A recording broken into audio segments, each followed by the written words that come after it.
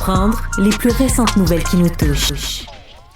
Alors, Alexandre, aux nouvelles, s'il y en a un qui n'avait pas nécessairement le cœur à la fête en ce 1er juillet, c'était Donald Trump, qui a confirmé, les États-Unis ont confirmé le non-renouvellement de l'ACEA, mais attention, c'est-à-dire que tout ne s'écroule pas du jour au lendemain, là. Non, quand on a un accord comme celui-là qui est mis en place, il y a toujours toutes sortes de soupapes de sécurité là, pour empêcher justement que maintenant un des pays dise « OK, c'est assez, c'est beau, déchire l'entente » puis parte de son côté. Parce que les répercussions, on se comprend. Là, si bel et bien l'ACEUM s'était terminé hier, il y aurait des répercussions épouvantables dans les milieux économiques. C'est pas le cas pour l'instant, mais c'était que le 1er juillet, au lieu d'encercler la fête du 51e État, je pense que M. Trump, dans son calendrier, avait plutôt la date justement pour dire si oui ou non on renouvelait l'ACEUM. Ils ont confirmé qu'ils ne voudraient pas le faire. La petite ironie, évidemment, c'est que c'est M. Trump lui-même qui l'a signé en 2020 dans son premier mandat en disant que c'est un excellent accord, c'était fantastique, c'était parfait. Maintenant, il n'est plus satisfait du tout avec l'entente en vigueur. Mais là, ce que ça va faire, c'est qu'on va continuer maintenant, chaque année, d'essayer de renouveler l'accord. Il va y avoir des négociations qui vont s'étirer pour les 10 prochaines années au minimum, là, dans lesquels chaque année, on va reparler des déficits commerciaux, entre autres les États-Unis, qui semblent vouloir là, tergiverser sur le maïs mexicain et sur le lait qui vient ici du Canada, bien évidemment, notre fameuse gestion de l'offre qui touche beaucoup le Québec. Dans tous les cas, on a encore un 10 ans pour jouer tout ça, puis c'est peut-être un peu la stratégie qui va tomber dans les mains du Canada, Alex, celle de jouer la montre en termes sportifs, d'attendre que Donald Trump parte du pouvoir pour essayer peut-être de transiger avec un président qui serait, comment je pourrais dire ça, un petit peu plus jasable? Parce que, oui, effectivement, il reste moins de 3 ans au mandat du Donald, à moins qu'il s'accroche là, à la poignée de porte de la Maison-Blanche. Ça serait comme un autre problème. Faut exclure aucun scénario. Faut être ouvert. Maintenant, c'est pas une surprise. C'est-à-dire que Trump avait annoncé ses intentions. C'est très ironique de ressortir certaines de ses déclarations à l'époque de 2020 en disant que c'était un accord extraordinaire et que, 6 ans plus tard, finalement, ça marche plus. C'était pas si bon que ça, finalement, alors que c'est lui qui l'a signé. Maintenant, ça va faire partie des véritables tests de Mark Carney. Parce que, puis je l'entendais hier dans les festivités là, du 1er juillet, on essayait, d'être très optimiste, entre autres sur l'unité canadienne, avec ce qui se passe en Alberta, avec ce qui se passe au Québec, avec la possibilité que le Parti québécois forme le prochain gouvernement en octobre prochain lors de l'élection. Mais Mark Carney, n'oubliez pas une chose, là. Les Canadiens et, faut dire les Québécois, parce qu'il y a une cote de popularité assez incroyable ici, l'ont choisi parce que, son argument de vente principal, c'était « Moi, je suis capable de tenir tête au président Trump. Moi, je suis capable de dealer avec lui. Regardez mon beau CV. Là. Moi, je suis habitué d'évoluer dans ce monde-là, là, le monde de la finance, le monde des gens influents. » Alors là, ça, c'est un premier test. Dans ce cas-ci, on comprend que ce ne sont pas des négociations qui vont se régler là, demain matin. Oui, on peut effectivement jouer l'horloge et tirer ça dans le temps.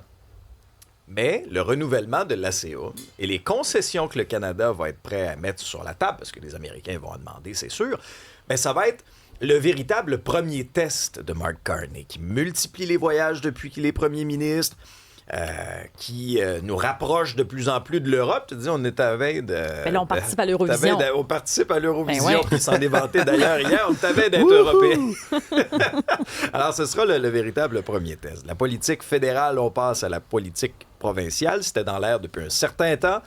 C'est aujourd'hui que sera confirmée la candidature de Christine Fréchette, non pas dans Sanguinet, mais bien à Trois-Rivières. Oui, elle va confirmer ça là, plus tard ce matin, dans lequel elle va annoncer qu'elle prend la succession de Jean Boulet, qui était le député jusqu'ici de la Coalition Avenir Québec, dans la circonscription justement de Trois-Rivières. Choix stratégique, pas nécessairement gagné d'avance quand même, là, avec les intentions de vote comme elles sont. Elle pourrait même perdre sa propre circonscription. La bonne nouvelle, c'est que c'est entre Montréal et Québec. C'est que Valérie Renaud-Martin, qui est une candidate là-bas, a été impliquée longtemps en politique municipale. Elle a été animatrice de radio à la radio Parler là-bas, donc connue, impliquée. Donc, c'est pas gagné d'avance non plus, même si le candidat du Parti conservateur n'a pas été dévoilé. Reste qu'à Trois-Rivières, ça va être assez chaud comme lutte. Là. Ouais, on s'enligne sur une chaude lutte, mais Christine Fréchette qui fait le pari quand même de se présenter là, d'aller dans ce qui a été là, dans les dernières élections, du moins un bastion de la Coalition Avenir Québec, puis de pouvoir un peu, là, ça permet quand t'es première ministre, t'es aussi député, hein, tu dois quand même faire un tout petit peu de temps dans ta circonscription. Ben, ça lui permettrait, là, dans ses allers-retours Montréal-Québec, ben, d'aller passer un peu de temps là-bas. Bref, à voir là, ce qu'elle va nous dire dans cette annonce-là aujourd'hui. Un peu comme Trump qui avait annoncé ses couleurs dans les derniers mois, on sentait que Mme Fréchette était tentée par cette option-là. À partir du moment où Jean Boulet est parti, d'un, c'est un départ qu'il y a bien des gens qui ont été étonnés. Là. Moi, je me souviens encore des commentaires de Christopher Skeet qu'on avait ce matin-là, puis on lui apprenait le départ de Jean Boulet. On le sentait en tout cas un peu étonné, là, si on interprète bien là, sa réaction. Moi, j'aime cette décision-là pour plusieurs raisons, notamment le message que ça envoie. On veut se repositionner aussi comme étant un parti près des régions du Québec. Qui ont été échaudés dans les 2 derniers mandats. Oui, bien, ça c'est vrai. Qui ont été échaudés dans les 2 derniers mandats de la CAQ. Et de plus en plus, quand on regarde les sondages, il est en train de se faire manger le lunch par le Parti québécois, là. Qui aurait fait des gains très, très forts en région. On comprend que le Parti libéral est très fort, oui, dans le West Island, mais l'Outaouais, tout ça, c'est prenable aussi pour les libéraux. Alors, je trouve que Mme Fréchette se positionne efficacement. Puis elle est originaire de là. Je trouve qu'il y a quelque chose aussi de symbolique là-dedans. Puis quand elle avait fait son annonce à Trois-Rivières, qu'elle avait fait pour se présenter. Au train 10. Au train 10. Je trouve que c'est une belle stratégie. Oui. On est au lendemain du 1er juillet, lendemain de déménagement. Il a fait très, très chaud. On attendra aussi un bilan un peu plus officiel des autorités, à savoir là, il y a combien de ménages qui sont toujours à la rue. Mais parallèlement à tout ça, il y a toute la question là, des climatiseurs. Parce que on apprend dans le journal ce matin que le téléphone ne dérougit pas pour les entreprises qui œuvrent dans la climatisation, qui sont complètement submergés par la demande, comme à chaque canicule, comme à chaque vague de chaleur, Alex. C'est ce qu'on appelle une nouvelle cyclique, hein, Alex. Ça va revenir encore et toujours. Puis je pense qu'on n'est pas au bout de nos épisodes de canicule puis de chaleur là, dans les étés québécois. Mais il y a quand même des gens qui se retrouvent surpris. Puis le bec à l'eau quand il y a une canicule comme ça, même si elle est annoncée des jours à l'avance par Isabelle ici à l'émission, mais on a des gens qui appellent là, depuis hier en demandant s'il vous plaît, venez. Le problème, c'est que c'est des semaines et des semaines d'attente. Là. Sur la Rive-Sud, on parle de minimum 2 semaines pour une installation d'urgence. Tu sais, un rendez-vous d'urgence, t'as ton climatiseur à toi que t'as déjà pète. Bonne chance. Il n'y a personne qui va venir le réparer avant au moins là, plusieurs jours. Ça fait en sorte que la demande est forte, les prix montent sur Marketplace. Là, chaque année, il y a des gens qui font des affaires en or en vendant leur climatiseur d'extra parce que les prix montent en fou. Les gens sont désespérés d'avoir un peu de fraîcheur. Puis je les comprends hier à la température que ça faisait. Mais en plein jour de déménagement, c'est sûr là, que ça devient intense. Puis pas à peu près. Surtout si, imagine, tu déménages puis tu as besoin d'installer quelque chose. Tu prévoyais de mettre une thermopompe sur ta maison. Parce qu'il y a des programmes, je le rappelle, là, qui ont été mis en place par Hydro-Québec, par le gouvernement fédéral également. Tu peux pas vraiment profiter, pas tout de suite, du moins, il va falloir s'attendre après la canicule. C'est sûr, c'est pas un enjeu comme c'est le cas en Europe, là, où la climatisation en France, là, c'est politisé. Là, ça déchire la gauche, la droite. Ça me fait capoter, ça. Ah oui, non, c'est un débat vraiment particulier. Ici, on est ailleurs, on a un taux de climatisation beaucoup plus élevé. Par contre, on comprend que c'est pas tout le monde qui en a non plus. Non, ici, on est habitué aux saisons aussi qui sont intenses. Oui. Nos maisons sont pas faites de la même manière pour supporter l'hiver. Il y a ça aussi. Ça, c'est vrai. Non, ça, c'est un très bon point. Maintenant, quelques réflexions en lien avec le déménagement, 1er juillet, pénurie de logements. Je voyais des manifestations un peu partout au Québec. Plusieurs personnes qui demandaient des logements plus abordables. Moi, je pense que tout l'aspect logements sociaux, bien sûr qu'il en faut davantage. C'est clair. On a des exemples un peu partout à travers le monde. Lorsque des sociétés empruntent cette voie-là, eh bien, c'est un pas dans la bonne direction. Maintenant, c'est une idée, puis on avait fait une tribune téléphonique là-dessus aussi, puis ça a inspiré de ce qui se passe à New York, là, avec le maire socialiste, Zoran Mamdani, qui, lui, avait décrété un gel des loyers. Il s'est fait élire là-dessus, lui. Il s'est fait élire sur cette promesse-là, une promesse qui va entrer officiellement en vigueur l'automne prochain, là, mais il a conclu là, les dernières finalités dans les derniers jours. J'entendais encore des acteurs du milieu communautaire là-dessus prôner ça. Personnellement, je pense que c'est pas la solution. Ça va juste contribuer à la détérioration du parc immobilier. T'sais, mettez-vous 2 minutes dans les souliers d'un propriétaire. C'est pourquoi moi, comme propriétaire, j'investirais beaucoup d'argent dans un immeuble alors que les coûts de loyer vont être gelés, puis à court terme, je ne reverrai pas mon argent. Maintenant, un mot sur le civisme dans les déménagements. Je m'en venais encore là, ce matin. Là, j'ai un petit échantillon. Vous allez me dire que c'est un échantillon, mais moi, quand je m'en viens, je descends d'Iberville, puis là, je m'en viens jusqu'au studio. C'est pas parce que vous déménagez là, que vous êtes obligé de vous comporter en gens qui ne savent pas vivre et qui laissent, puis on voit la scène à chaque année, là. Plutôt que de bien corder les choses que vous laissez derrière, là on sac ça d'un tas. Pas grave, moi j'ai le droit, moi je déménage. À chaque année, ça me fait capoter. Les tout croches qu'ils laissent là, derrière, là, des amas de déchets, des montagnes. Ouais, la ville est sale.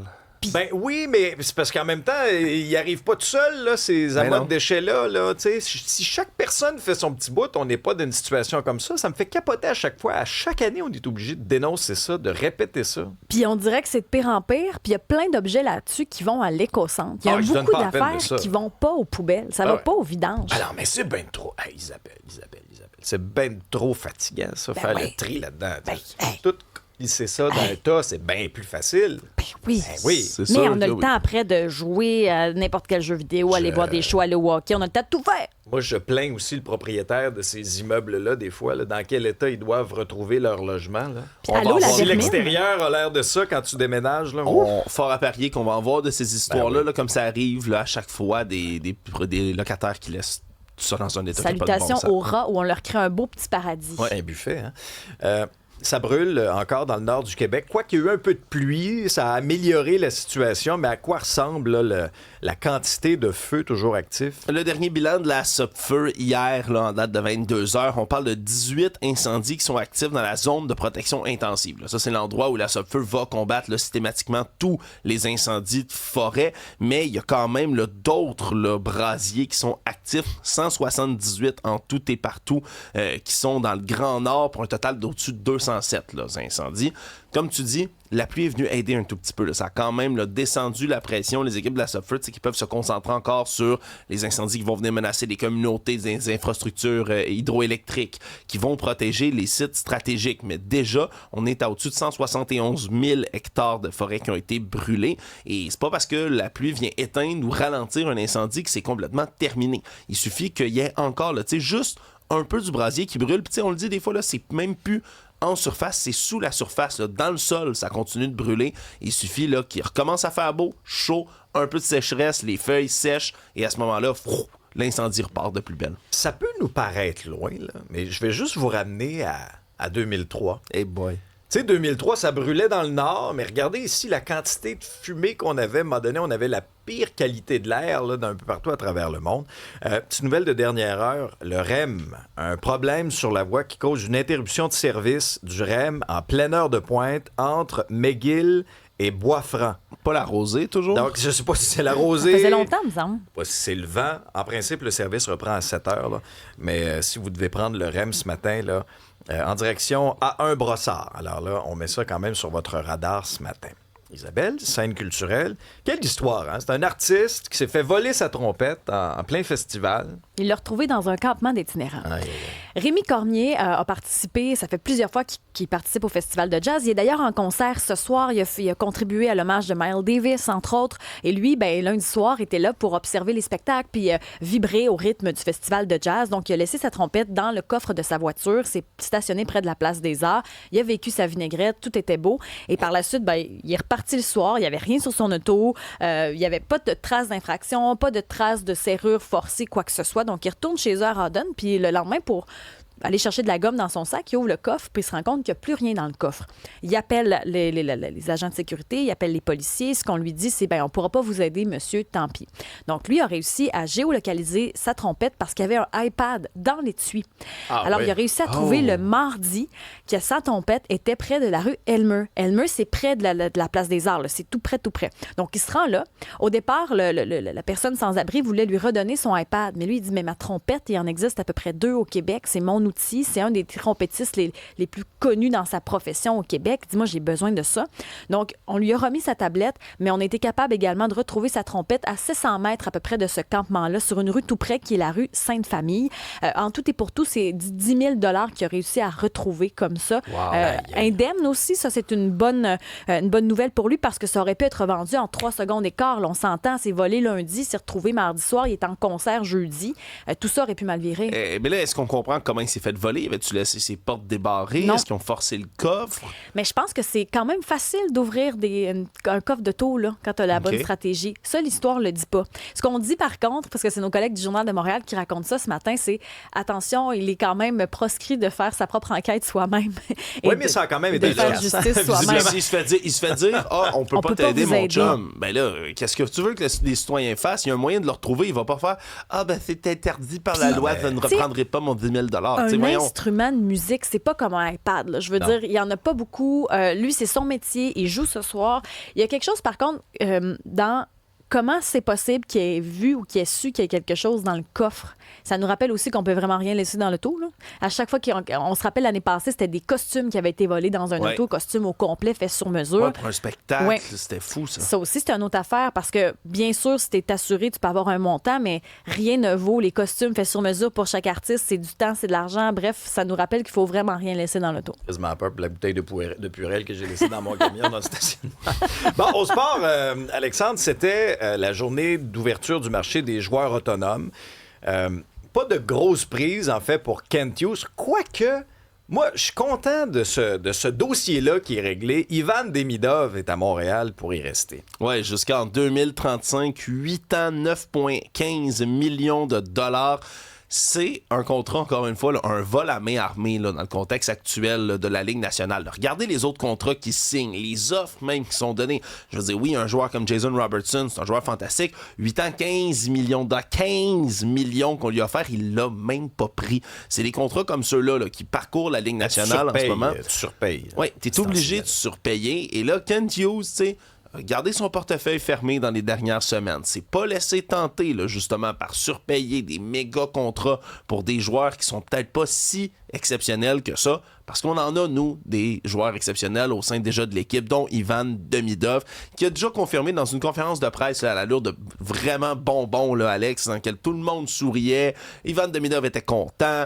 Il a dit, moi, dès que je suis arrivé à Montréal, j'ai su que je voulais rester à Montréal. On est un groupe de jeunes joueurs affamés. On est tous sous contrat jusqu'à peu près les mêmes années, puis on veut gagner une Coupe Stanley. Donc, il devient le deuxième joueur mieux payé dans le Canadien, après Noah Dobson, qui est à 9,5 millions. Mais pensez-y, il fait plus que Lane Hudson, qui est à 8,85. C'est fou, ce contrat-là. Slavkovski, 7,6. Ouais. Cole Caulfield, 7,8. Puis Suzuki, 7,8 aussi. Suzuki, là, à 100 points pour ça. Puis son contrat est toujours pas fini. Encore une fois, c'est du vol à main armée. Ben, tu dis qu'ils sont affamés. C'est pas pour rien qu'Ivan Demidov était le porte-parole d'Ashton. Hein? Voilà, ben c'est ça. Hein? Il va pouvoir s'en payer de la poutine. Mais sincèrement, j'adore Kent Hughes comme directeur général du Canadien. Faut pas écarter la possibilité qu'il nous sorte encore un lapin de son chapeau via le marché des transactions. Il l'a fait dans le passé. Parce qu'il nous reste de l'argent aussi. Oui, il nous reste de l'argent avec le cap salarial. T'as entièrement raison. Et ce que ça veut dire, surtout pour nous, là, partisans du Canadien, c'est que notre équipe va être bonne longue. Non, mais on va avoir un noyau. Non, mais tous les joueurs que tu as nommés, là, ils sont sous contrat pour plusieurs saisons. Ce que l'équipe a bâti dans les dernières années, là, ben, pour nous, partisans du Canadien, la fièvre des séries, des printemps comme on a vécu, ben, on risque d'en vivre plusieurs autres dans les prochaines années. Puis moi, je répète, là, d'ici les 5 prochaines années, le Canadien gagne la Coupe Stanley. Je suis convaincu. Oh! Ben convaincu de ça. Enfin. J'attends ça depuis que je suis né. C'est la meilleure équipe que j'ai vue de ma vie.